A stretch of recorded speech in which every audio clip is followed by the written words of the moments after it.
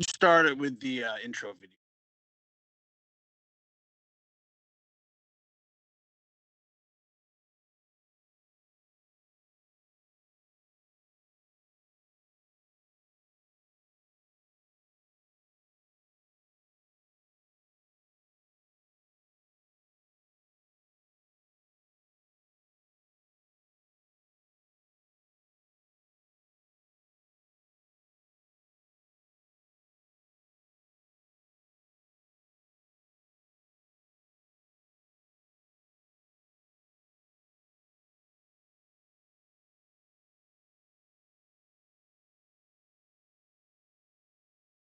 Play. Here's the magic finger.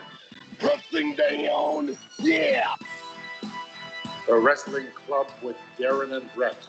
We've got a show that you'll never forget. Greetings, Grapple fans, and welcome to WFMU's Wrestling Club, the only space that's safe for all wrestling fans, whether you're casual, lapsed, obsessed, or ashamed. I'm Darren Mabey, broadcasting from Jersey City, New Jersey, where tonight we're going to be presenting you with our second installment of Slam Jams, our music and wrestling super show. Thanks for joining us tonight on YouTube Live, where we are every Thursday night. And thank you for joining us from somewhere in time at the archive at WFMU.org and on Stitcher, Spotify, Apple Podcasts, wherever you listen to podcasts. If you want to join the club tonight, you can give us a call at 732-200-CLUB. But now let's get down to it. From Hollywood, California via satellite, the JC Ice to my Wolfie D, Mr. Brett Davis. Brett, how are you? Yeah, who's the Jannetty in that one? Who's the Jannetty in that one? I think sometimes you just have two Jannettys. Well, out here, out west, happy to be here. And I'm happy to have these two guests along with us. They are co-hosts of one of the best wrestling podcasts going, called Wrestle Rap. Vin is a previous guest. I say Vin and then I don't. That's like the intro. We got Vin Forte, previous guest of the show. You were on reigning club member. Yeah, you are now a member of Wrestling Club. You share the Two Timers Club with Sarah Shockey, so congratulations on that. Oh, rubber match one of these days. And you got it. So you got a little time with Vin Forte. You got the basketball show. What's that one called? Split City. Split City Pod. I don't know. I never listened to that one, but your other stuff is great. Brett is a nerd. So yeah, the nerd. Ball. Sports. Yeah, you wouldn't know Julius Randle from an Emilio quickly hit him in the face. More sports entertainment. And we've got somebody who's an acclaimed rapper, but not part of the acclaimed. He is also a former WWE writer. Give it up for Emilio Sparks. Hi, I wasn't a writer. I was a senior producer for their podcasting division. Sorry, my mistake. My mistake. How creative? Yeah, that's more apt. Yeah. Thank you. That's very nice. Very great introduction. I feel good. I wonder who's the Jannetty of Wrestle Rap. That's me. There's no question. Yeah. You get Vin in the club. Give him some. Get him over in that bowling alley or wherever Marty Jannetty goes. Right, but I don't think Vin will do a bunch of fun drugs and hang out and then talk about possible homicides that he did. So I don't know. I don't see Vin. Vin will do all the sex stuff though. When people started saying like, "Oh, you're the Jannetty," that's before we knew he was like a really, really bad guy. Right, troubled. He was a bad guy. I think Marty Jannetty is a great guy. I think he's great. I'm going to defend him. I thought he was one hell of a wrestler. He was at one point he was better than Shawn Michaels. Yeah, absolutely. Like, even when Shawn Michaels was feuding with Jannetty for the Intercontinental Championship, I think in Michaels' first run, I think that was a pivotal feud for Michaels because what the company wanted to invest in him. And at that point, who were some really good technical wrestlers in the pre-New Generation era? You know, so if you can work Jannetty and do a full program with him, and you're doing 20 minutes plus on like baby Monday Night Raw before it was even became like the thing that it is, that speaks volumes for you, the title, and the person that you're working with. Now, you know, obviously just some things happen and whatever, but I think for the most part, is he absolutely crazy? Hey, who isn't now? But you know, I thought he was, because I went back and I watched a whole bunch of stuff on you know, the pre-Peacock network, and I was like, wow, he was good. Michaels was just more charismatic, and Michaels could talk. That was the only thing that separated them at the time. I think Michaels got better with age. He aged really well in the ring, so much so that his second run in WWE, to me, bodies the first run. Absolutely. You know, like that second run when he came back from that back injury, he was so good. But I think a lot of the credit definitely has to go to Jannetty for giving Shawn that swagger. This is nothing against Shawn Michaels. Like he's in the top 5. He has to be. There's no doubt about it. But I think, you know, we can make all the jokes we want about Marty Jannetty because they're fun. But Marty Jannetty, he can really go. Like, really, really go. And it's a shame that people like overlook that now as an organization. Is it you? Is it me? Well, it's funny. But yeah, he was good. And it's funny, people forget Jannetty got a second chance. Like, what was it, 2002, 2003? They brought him in. 2005. No, he had that in that build to Kurt Angle, Shawn Michaels. There was a Kurt Angle, Marty Jannetty match that was like 4-star match. It was fantastic. Yeah, Jannetty like TV match. Yeah, and he had to join what Bruno calls. He had to join what Bruno calls. Oh yeah, so he got a couple chances. There was like a good few years where it was like back and forth. Right, he would disappear for a while. Then he came back, and then he won the tag team championship with Sean Waltman. Yeah, he had a couple of years where he would pop in and pop out. Yeah. No, he was back in '95, and I think when you watch like the Midnight Rockers, like 1986 Rockers, Shawn is so much better at that point. Like, I think Shawn is just one of those guys that as soon as he started, he was good. But Marty, by 88, 89, when the Rockers are, you know, in WWF, he's fantastic. He's great. Do you think part of it also had to do with Shawn having a little more pull? Yeah, depends on what year. Right? I think once they did the barbershop segment, I think that was the turning point where they were like, okay, we know we need to go younger. But even like pre that, because at that point it becomes a situation where it's like, okay, someone wants to do this angle, and someone's got to go through the window. So it's like, how do you make that determination? Is it but they were also talking about, but also, like, you know, Michaels has been in a couple of interviews, and there have been a few WWE produced docs where he says that, you know, Marty wanted to renegotiate their contracts as a tag team, and Shawn didn't mind being a tag team, but he wanted an opportunity to work some solo stuff more.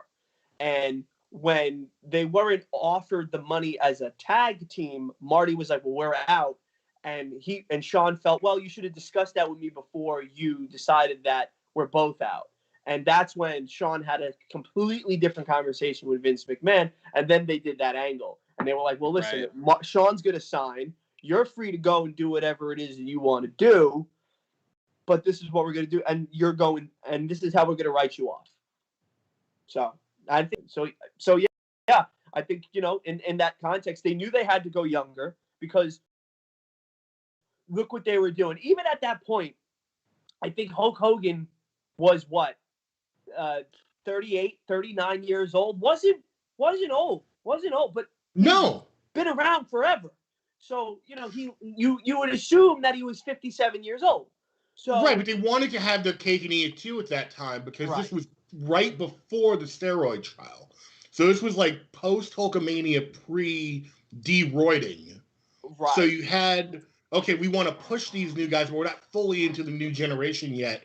So we're going to have an Ultimate Warrior come in and see if we can pass the big man. Kind of, it didn't really work, but it gave a good facade for a little while. And then after that, it was like, well, let's just bring Hogan back at WrestleMania 9. And then, he goes to Japan, makes fun of the title. And then all of a sudden it's like, okay, well, now. So there was a good, like 3 or 4 year period where they didn't fully do guys. I think that more than anything really hurt the new generation, and nobody talks about. That's been the last, decade and a half, or 30 years of WWF. Vince McMahon's philosophies of moving forward, right?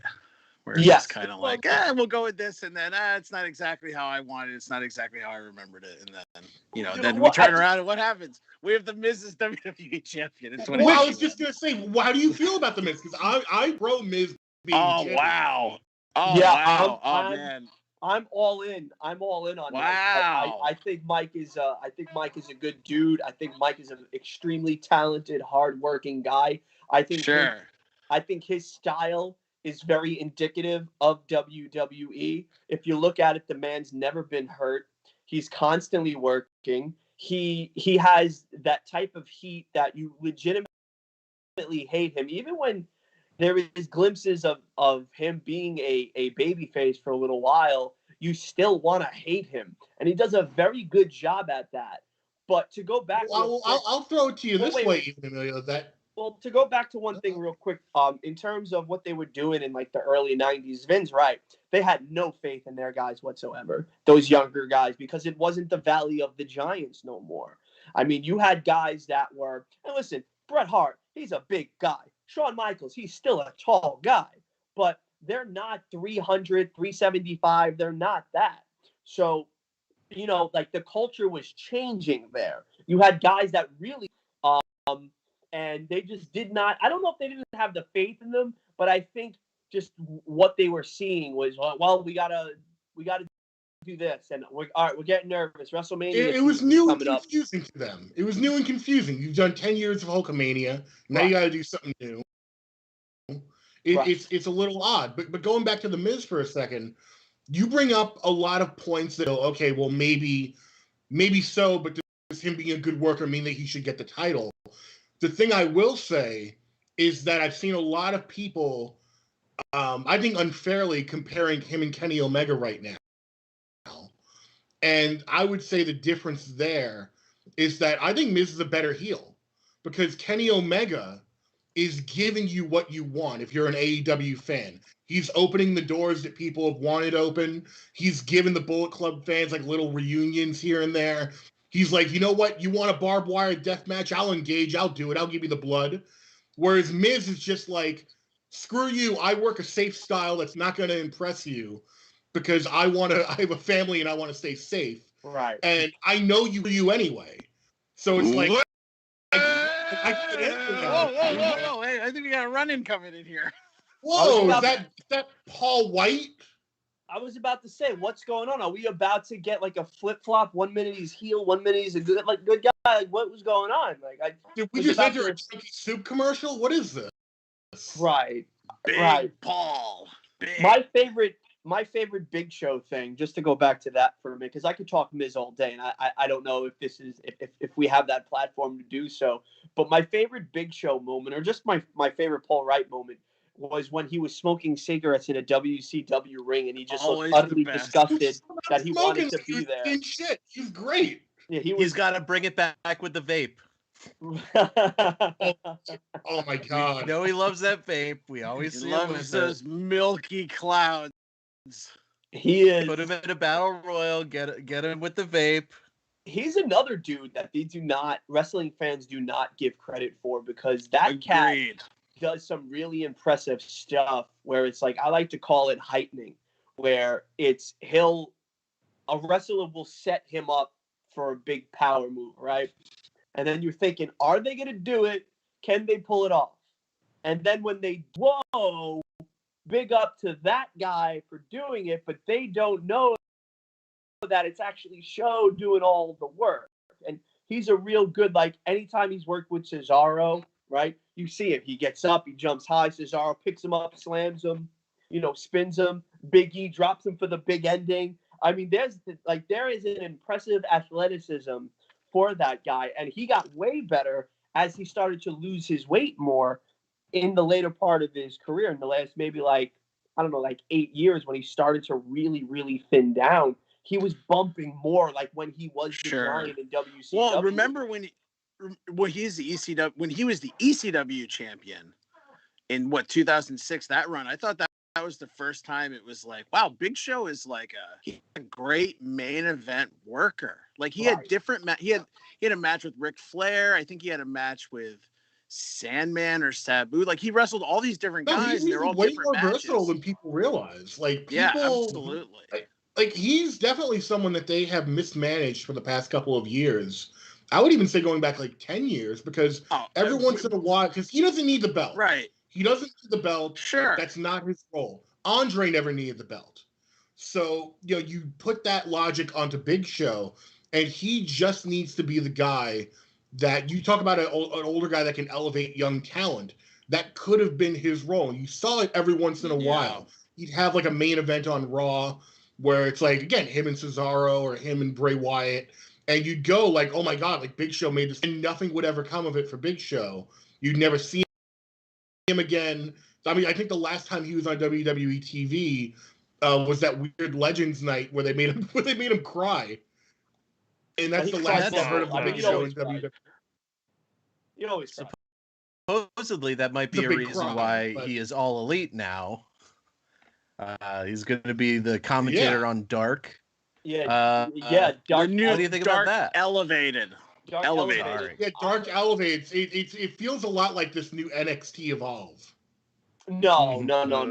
I don't think that's what it is. I just think I think the TV has been so good with them, and they're very, very smart. I think they're very socially aware of their brand and of their product, that if they did decide to go a third hour for Dynamite, I don't think it would work.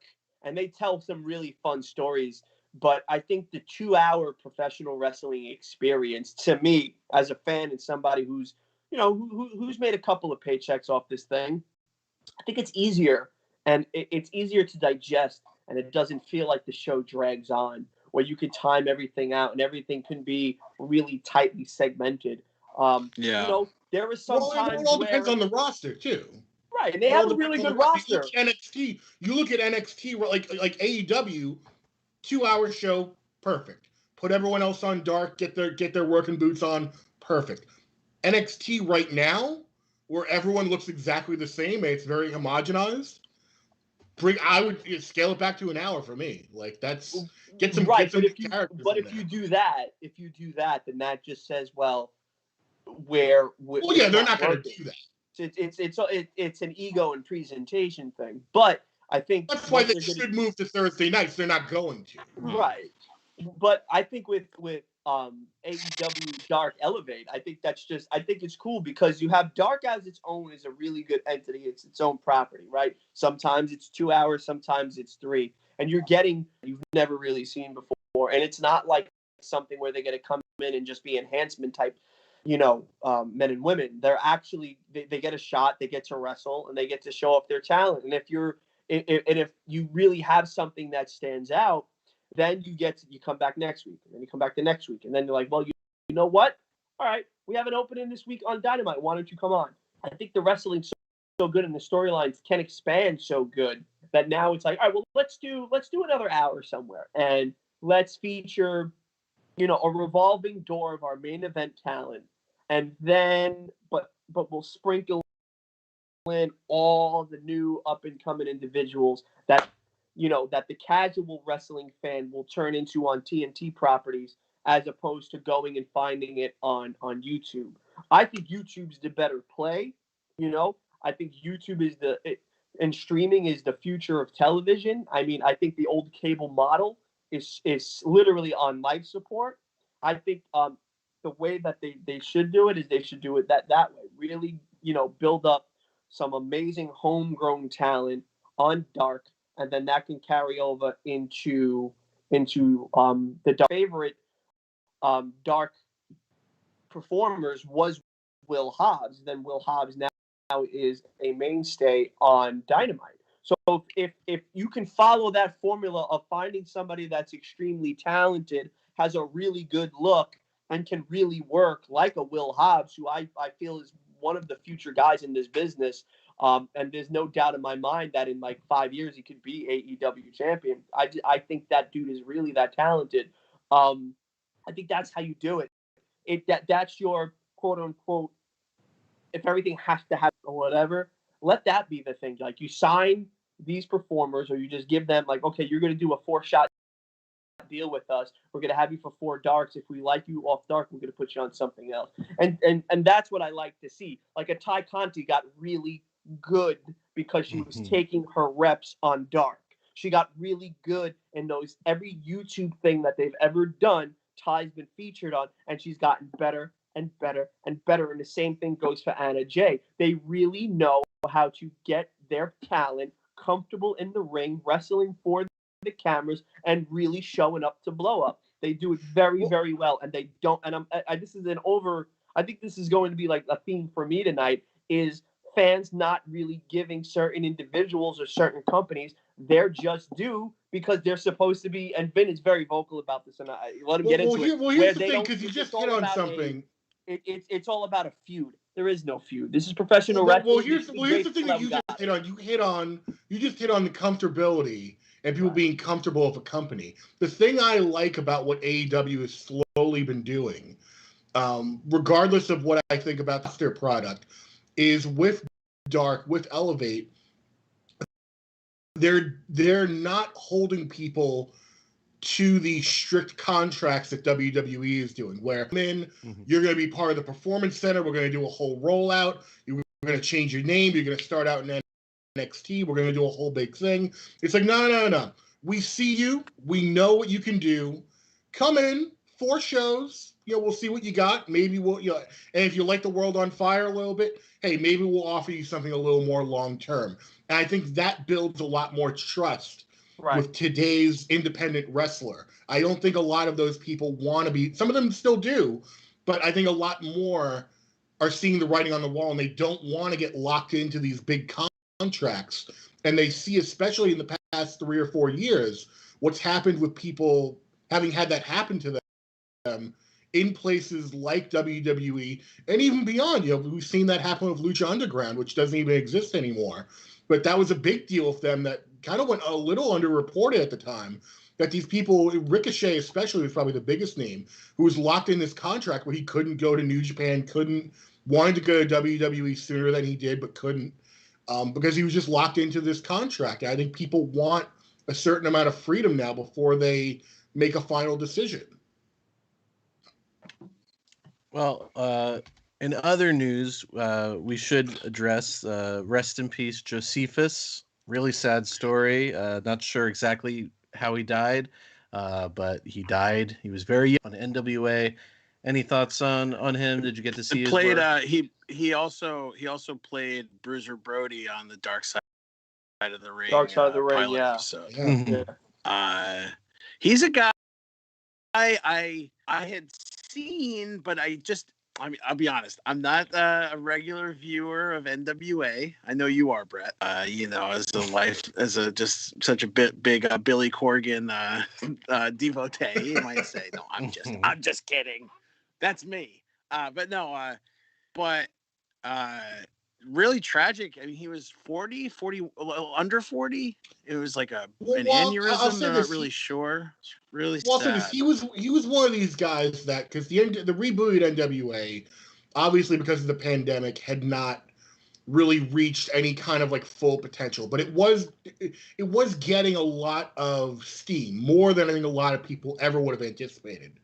And Josephus is one of these names that came out of the NWA because they were doing a good job at sort of rehabbing almost, these older guys that either you just never heard of, or were territory guys in the 90s when the territories weren't a big thing, in the 90s and 2000s, and giving them these good second chances, having them work matches against Nick Aldis, at the time Cody Rhodes, And I think Josephus had one against, I don't know if it was Aldous or Rhodes, but like I remember there being, a lot of discussion at the time of like, oh, look at Josephus, like this guy's actually really good. And he was just seen as one thing in the past, and now he's getting this moment to do, I think it was like a big DQ match or no DQ match, and he really sort of gave himself a good look. So it would have been interesting to see the NWA kind of continue, and maybe they would have done some more with Josephus. I could easily see him having done more work in Impact, which I think he had done fairly recently as well. Again, it's sad that people haven't really gotten to know him. He's a great gimmick performer. The gimmick's fantastic. From Monrovia, he would do the Nickel Olkoff gimmick where he'd sing the national anthem, but it was just throat singing. So it was like so good. Like really, it's hard to like get a gimmick like that and be original and unique, and still have it kind of work in that like campy atmosphere. So rest in peace. Very sad. But to awkwardly transfer, it's time for the slam. Oh, Darren's not ready.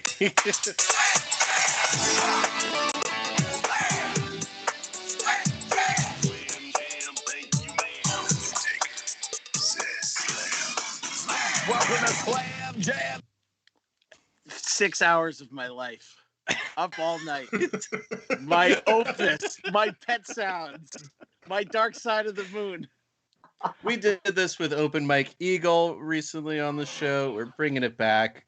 Pro wrestlers, athletes, actors, performance artists, but sometimes they're musicians, and sometimes it's good, and most of the time it's really bad. So we're going to review some pro wrestling musical side projects. And I don't know any of these. Darren's surprising me with all of them. So the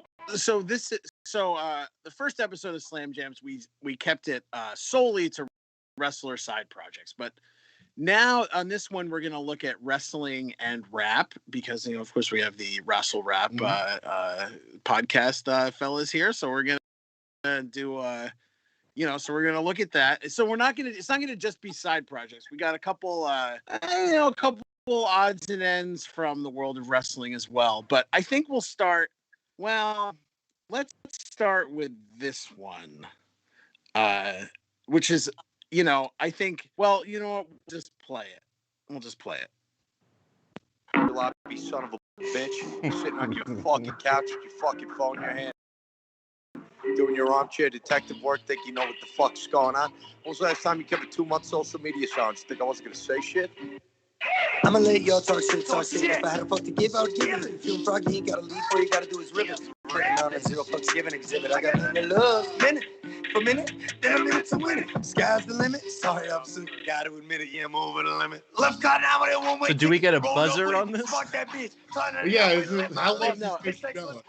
We've got 3.5 minutes to go, so let's just let's listen to what he says. Don't just love, cause you can less.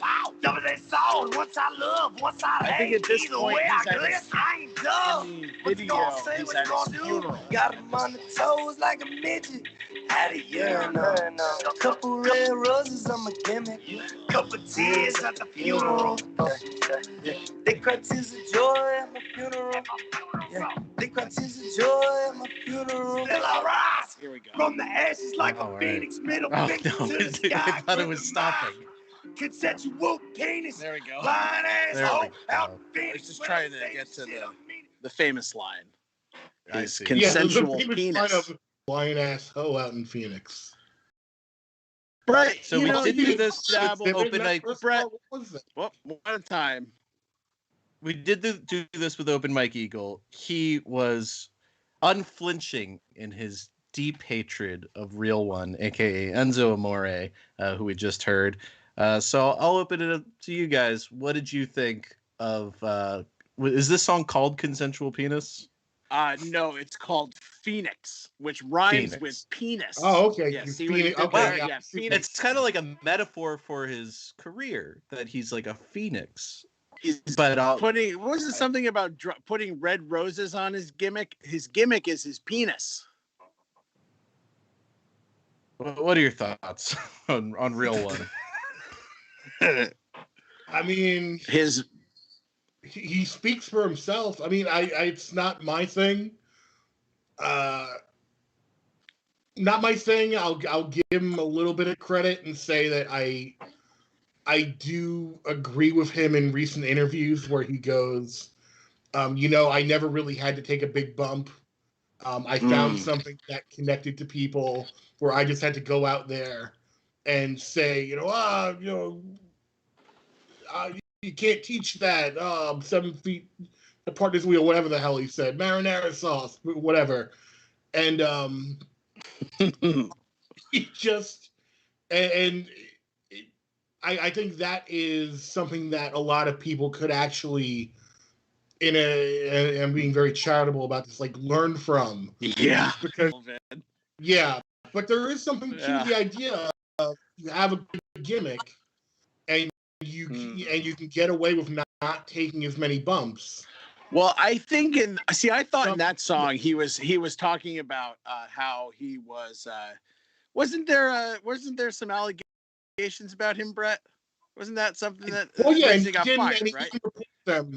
He didn't report them to the WWE. So. Oh, that's right.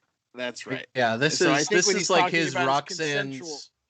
This is his Roxanne's revenge. This is his response. But Emilio, what are your thoughts on Enzo? I think in terms of the song, I think there is a song structure. He does have a cadence. True, that's right. Yeah. If we're talking about how you break down a record and the music of the time, when that record came out, the hottest rapper on the planet was Tekashi 6ix9ine. So there was an aggressive style of lyrics that were coming out where it sounded almost like a guttural throat singing type rhyme. I think that I like him a lot. I think he's an extremely talented individual. And I think he's very, very self-aware of his abilities. I also think he did not get a chance to really show his wrestling abilities because, like Vin said, he knew what worked and what got him over, so he really didn't have to do much. That I think that he had some issues. Yeah.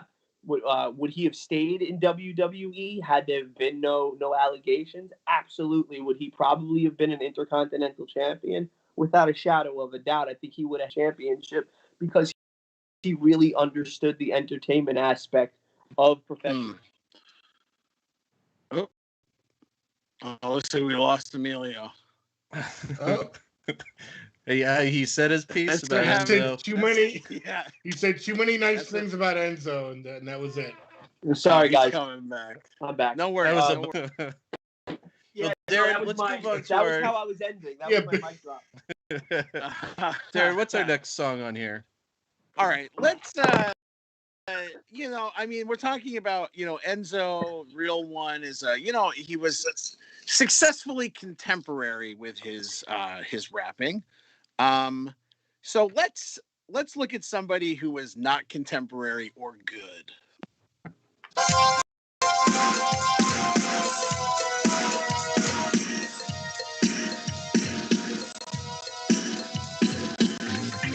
Check out the Pump Brothers.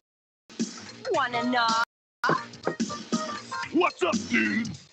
I was born, I was bred, I was Southern fed. Got a crazy idea running through my head.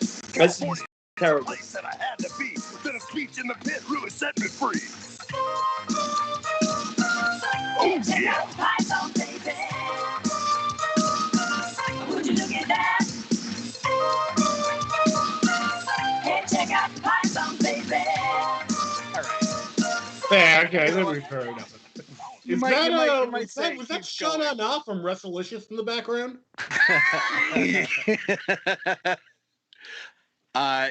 Jimmy Hart said this is Jimmy Hart Hulk Hogan. This is Hulk Hogan and the Wrestling Boot Band. This whole album sounds like this, which is like you're in a weird like tunnel and someone's got like a crappy jukebox and like somebody's screaming over it. that like I don't know who's the song, but why this came out the way allegedly. it did. Allegedly, but you know, he's well, you have to remember the time it was. You have to remember the time it was made. I think a lot of people forget. Yeah, in the 80s, there was this big. In the 80s, there was this weird 1995. Oh yeah. Oh, well, okay, a little. This is WCW 1995. I would say Hulkster's Back is not the best song on the album. The best song is the Jimmy Hart ballad, The Wrestling Boot Traveling Band, which is the ballad about his time in the Wrestling Boot Traveling Band, which is not a real band, but it's a real song. But the rapping elements of the Wrestling Boot Band album, there's this one, there's Beach Patrol, where, you know, Hulk's out on the beach and he's got his muscles and he's arresting guys for, he's doing his full, close. He's going full Thunder in Paradise. Yeah, I'm good on any of this. I'm good. It's not. No, I'm good. It's not really. It sounds like karaoke music. Well, it sounds like that schlocky 50s revival music that you hear in the late 80s. Would be, yeah, we're trying to be hip hop. But speaking of wrestling karaoke, let's go to our next one. Big finale of WWE Superstar Karaoke Week on Lopez tonight. I was going to say, is that George Lopez? Yes, George Lopez presents our next. I've loved every minute of this week. Looking at these guys, let's take a look at our final WWE Superstar hold on. Sorry. in action. 220 pounds, the current WWE champion, here to sing Jump Around. Give it up for The Miz! Speaking of The Miz, I'm not at all surprised that his pick is Jump Around. He's not the only one that does it. I'll say it's a hard song to do. Like, I don't know any of the words. I guess. It's not like Bust a Move or something where I could, like, kind of... Here we go. I want everyone out of their seats. Let's get up. It's time to jump around. Yeah, he's like... You know what? This is Miz's karaoke song. Yeah. I have no opinion on that. Yeah, I can see, like, this is his rap. George, you should see the video. George Lopez has his hands in the air.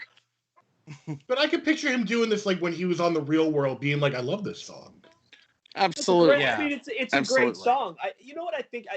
And this is the thing, and this is one of the things I think anybody that is really talented at rapping could say this, that not everybody can do it, not everybody should do it. You know, this was different. I think this was just like during George Lopez's talk show, so it's kind of like a fun segment to do. Right.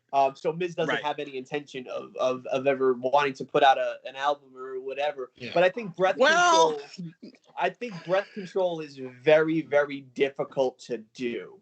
You know, sure. Absolutely.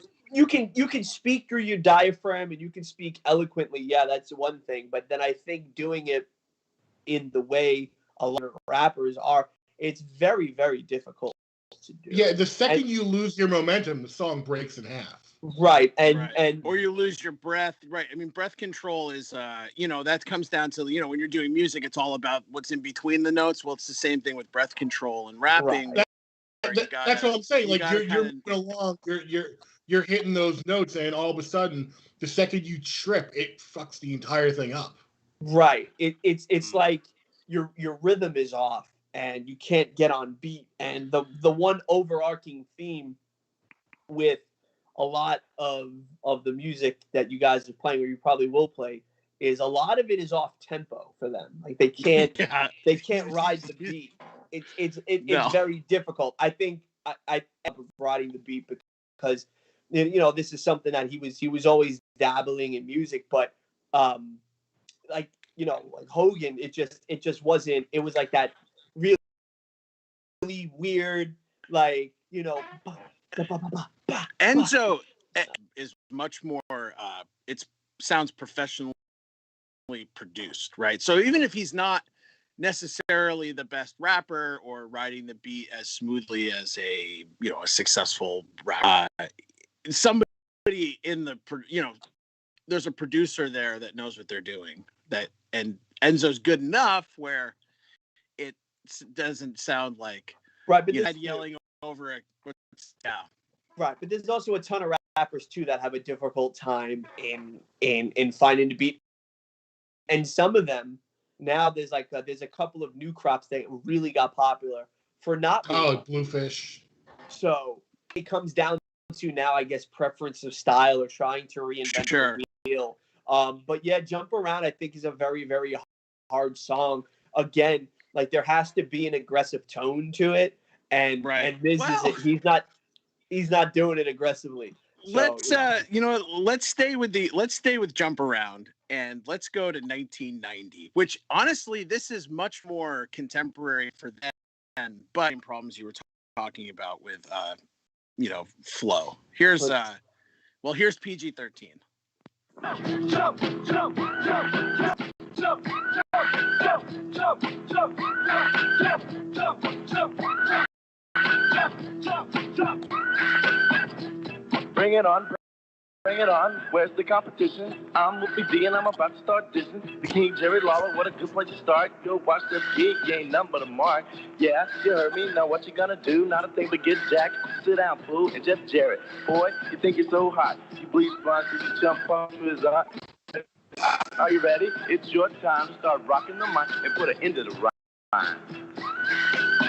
Okay. Up and away. Here I go. The Mac Daddy gets ice cold, taking control. I'll slam you, I'll ram you, I'll show you the deal. Give it up, Danny Davis, put you over the hill. Are you an eagle? A nightmare? Who are you, G? How about a straight up honky? Sounds good to me. Richard Lee, to you and your pet poodles. Look at yourself, eating kick a poodle. Ha ha, kick him. Word up, man. I'll say this.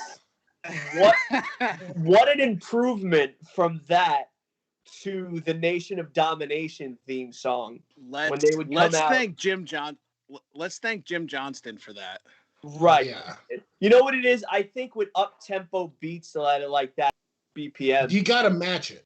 You got to match it. Right. I think they have a difficult time in doing that. But where I think Jim Johnson was good. They sound like nervous high school kids that just got thrown in a booth. Right. Or they're trying to bang on the lunch table and to get the rhythm going and all right, let me double. It's like they were playing double dutch with the beat and they really couldn't get in. So you're literally changing the tempo on the drums on the lunch table. But yeah, I think once Jim Johnson was like, all right, let's play around with this theme song. If this is what we're gonna have rappers on it.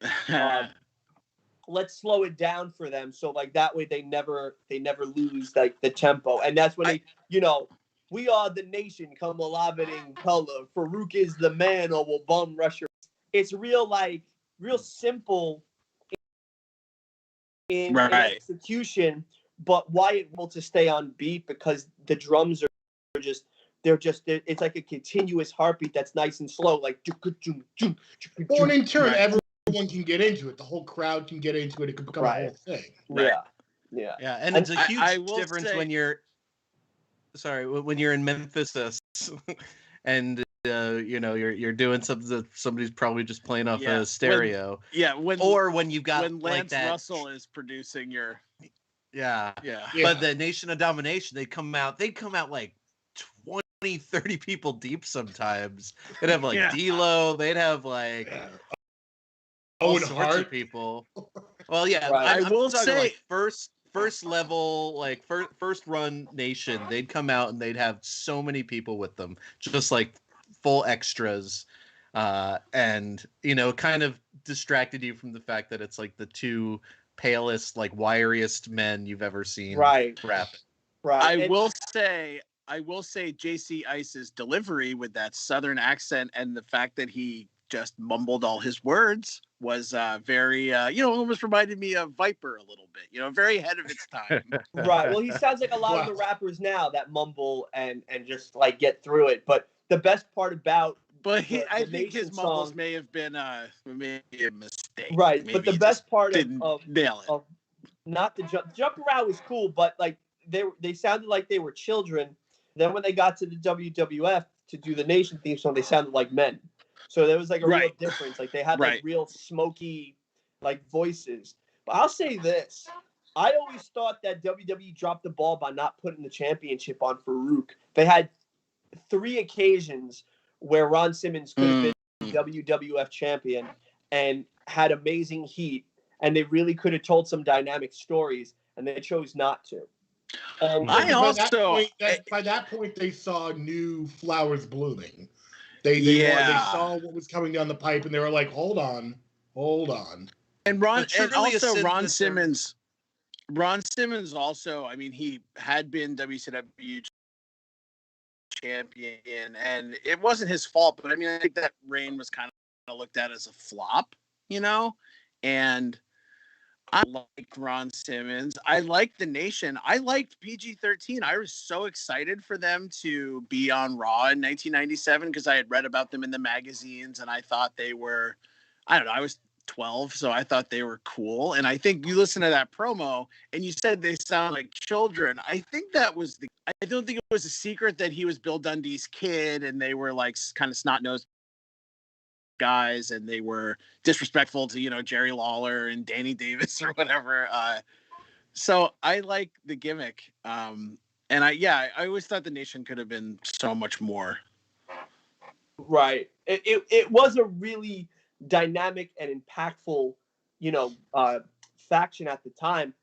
When they first debuted, that's when you should have put the title on Ron, and you could have put the title on Ron another 2 times when Austin was chasing the championship, because it also could have gave The Rock a little bit of a breather to listen. By that point, when Rock was the Rock, he had the character down cold. But I think when you're adding in, you know, like the person that you came up with and that groomed you to where you're at now, and then your alliance and then the corporate ministry, like it should have been like that, because at that point Rock was so over that it could have been like the whole like Ron Simmons versus The Rock. Even Ron Simmons versus The Rock with the Continental Championship would have been a really good match as well. I guess they never did that. I don't remember them doing enough. I'll say this: I don't think they ever did enough to establish them having that much of a rapport, even though they were, you know, sort of like boss and subordinate. Right. You know, I don't think they ever, you know, capitalized on that the way that maybe they could have. Yeah, no, it always seemed like Farouk would come out and everyone else would be with him, but you really couldn't, you know, if you lined up 100 people and said, who's the leader of the Nation of Domination? Yeah, you might get the majority of people saying Farouk, but you're not going to get 100%. No, it was becoming The Rock's thing. Even like that promo, I forget where it was. Maybe it was Unforgiven, where Farouk's cutting the promo in front of Mike, and then The Rock's not by saying nothing, he's saying everything.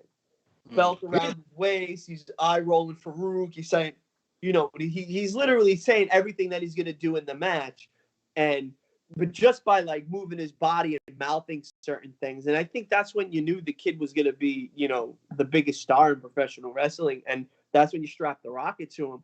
And he's just, I mean, look at everything that he's done. He has the Midas touch because he's a great performer. But I think like those nice stepping stones, you know, you got to give, it should have been Ron Simmons, because at that point, like, Rock was really still untested, and that would have been a really good feud for him. It definitely would have been a good feud. He got his stuff, and I think that's also where you got an opportunity to see Ron Simmons could actually talk and grow as a performer as well. A lot of their stuff literally had a veil of comedy to it, and even though Farouk was supposed to be the straight guy in that aspect, there was a lot of comedy. When he got presented the picture of The Rock, and everybody else got Rolexes, I mean, that segment could really make or break, and it really could have flopped, but it didn't, because everybody played their part exceptionally well. So like,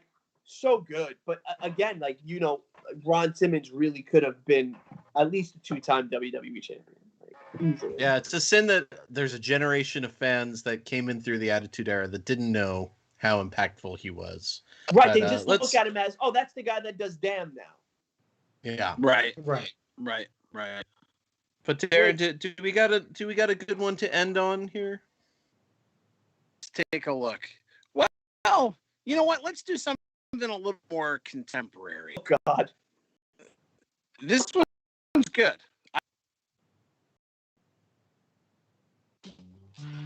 Throw 'em out, throw 'em out. Throw 'em out, throw 'em out. Hey. Top flight, you should go through puberty, botching all your moves, so what could you do to me? Luchasaurus wanna say you got 2 degrees. If you so smart, you could write your own eulogy. Private party, go back to the Access Channel. Matter of fact, you jokes go to Comedy Central. Dark Order's coming out for the showdown. I'ma have your weird cult looking like Jonestown. The Inner Circle, they fighting themselves. MJF acts mean, he's actually swell.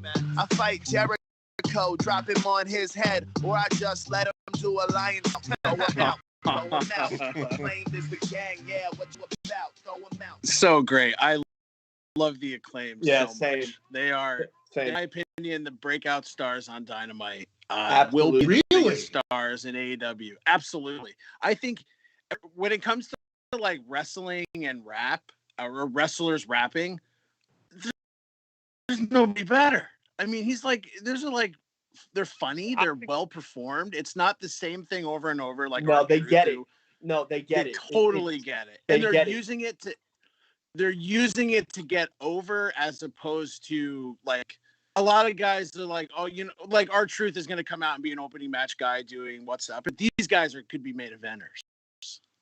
Right. And they're also, again, they're a product of working that gimmick through Dark and getting it to the point where it was Absolutely. TV, it was TV ready. So yeah, no, I like the Acclaim, and it's that right amount of heat where you can bop to it and be like, wait a minute, no, I can't like this because they're talking about everybody that I like, so I got to boo you. But for like the first 30 seconds, it's like, oh no, this is cool. Okay, Max can rap. Oh no, this is all right. No, I can't like them.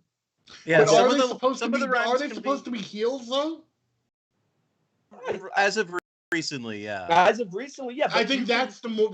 See, I think now we're getting into the right direction, because when they first debuted that gimmick, they were definitely supposed to be baby faces, and I think that was a bad move.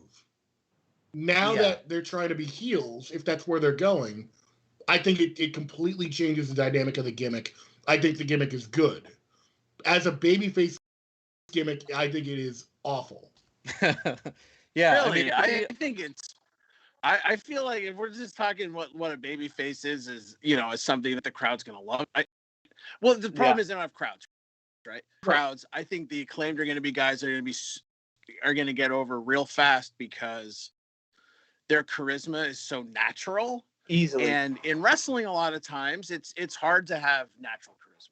Yeah, Bowens. Anthony Bowens has so much charisma. Right. He's not even. That's something I've been talking with Emilio about for months now, because of the pandemic, is that we simply don't know.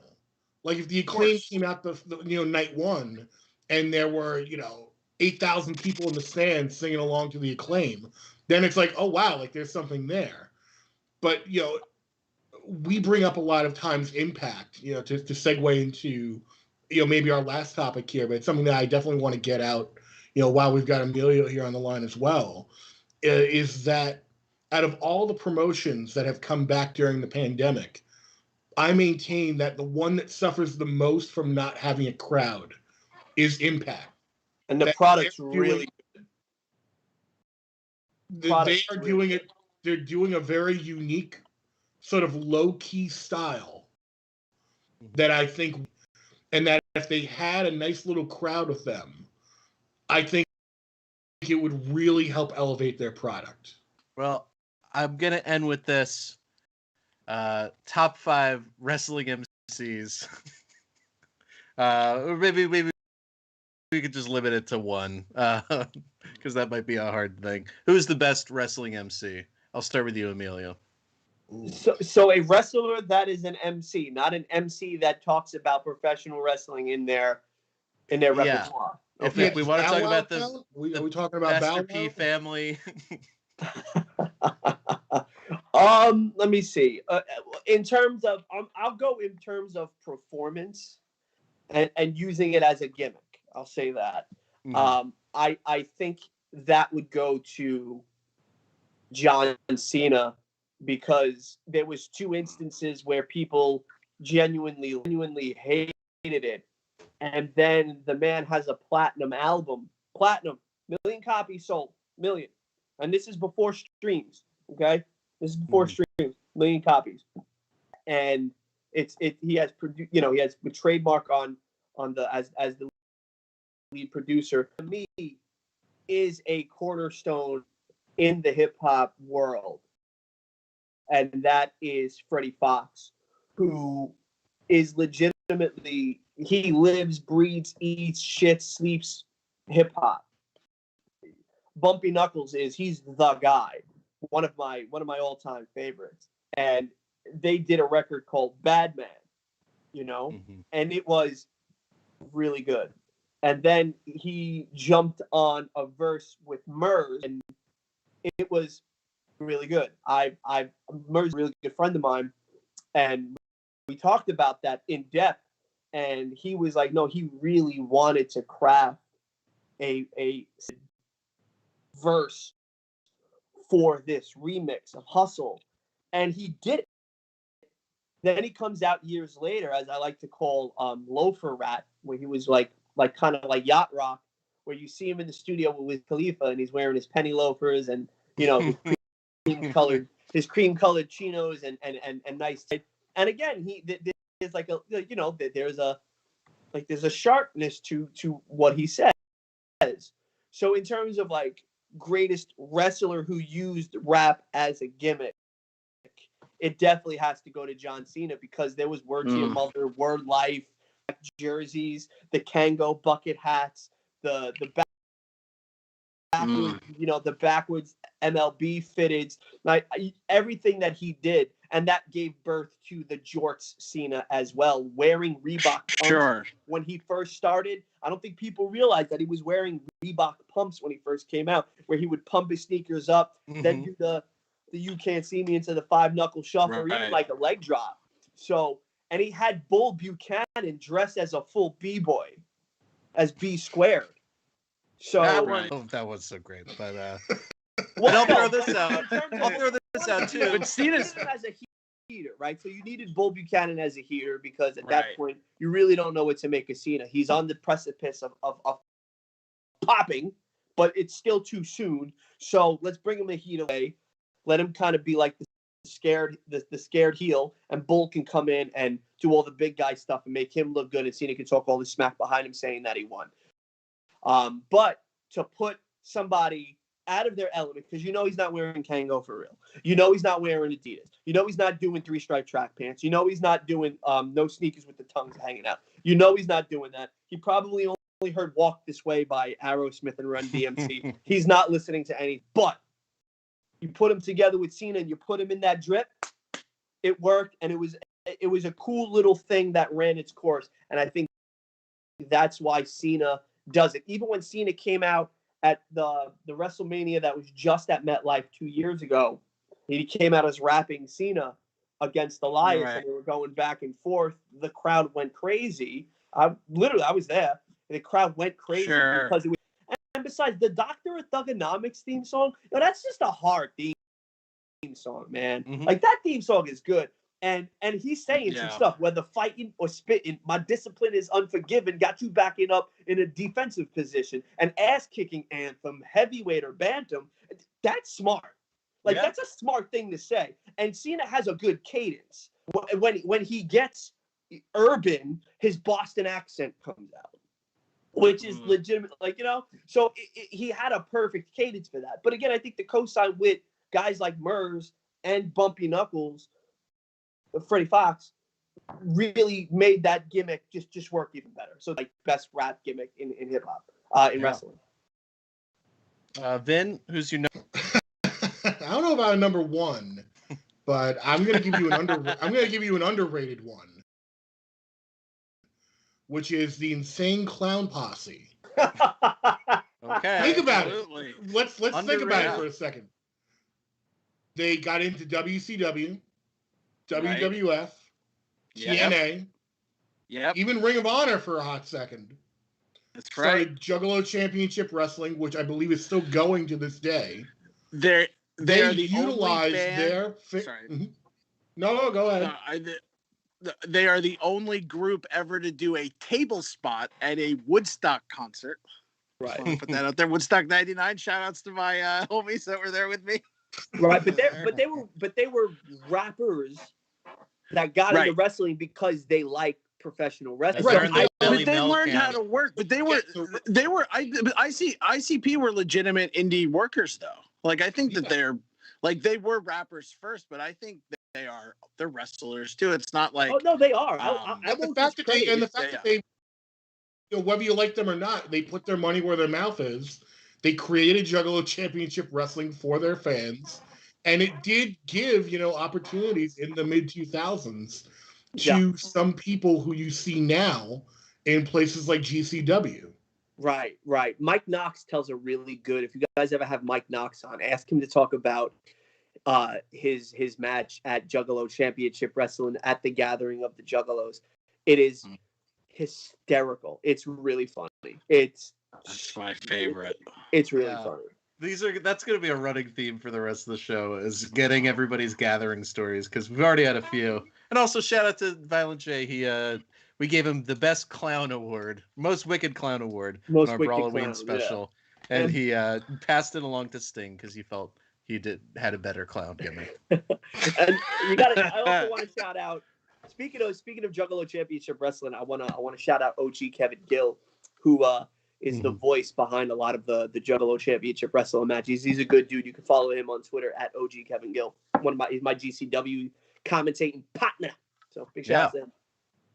Darren, I'm gonna go out of left field here, and he's not a rapper, but I love when he's specifically. I'm thinking of the Killer Mike song with Ric Flair. Just putting a Ric Flair promo over just a great hip hop beat. It's just that is like the best marriage of wrestling and rap. Besides, MF Doom's great references and all that stuff. I just love hearing Ric Flair boast over, this like soul samples or whatever. I think it's fantastic. I mean, Migos, Bad Bunny, it's a formula that works. Well, Ric Flair transcends just pop culture in general, and I think cats like Bad Bunny, Killer Mike, Wale, Smoke DZA, the Migos. I don't think without those performers, I don't think Ric Flair's whole rapprochement to just his lifestyle that was so rich and decadent and opulent, it bleeds over, as Bad Bunny is probably the most downloaded, streamed artist out right now with billions of streams. And there's a video of Ric Flair just, doing one of these like shoulder things before he's about to lock up. Right. He's grinding, and he's doing his little styling and profiling walk. And then, he's in Migos music videos, and him and Offset, they're wearing Ric Flair matching Ric Flair robes. I mean, Ric Flair was if you look at, I think across sports, when you think of like the riches and fame that come with being a champion, Ric Flair personifies it, right? Like across, he's a showboater. He's got the most charisma. Of course, everybody in rap loves him. I mean, he's perfect for it. But Killer Mike, in my opinion, gets the award for the best use of Ric Flair in rap music. Right? If that's an award. No. Brett, what about you? Who do you got? I'm gonna throw it. Maybe not the best flow, but easily the best lyricist. Leapin' Lanny Poffo.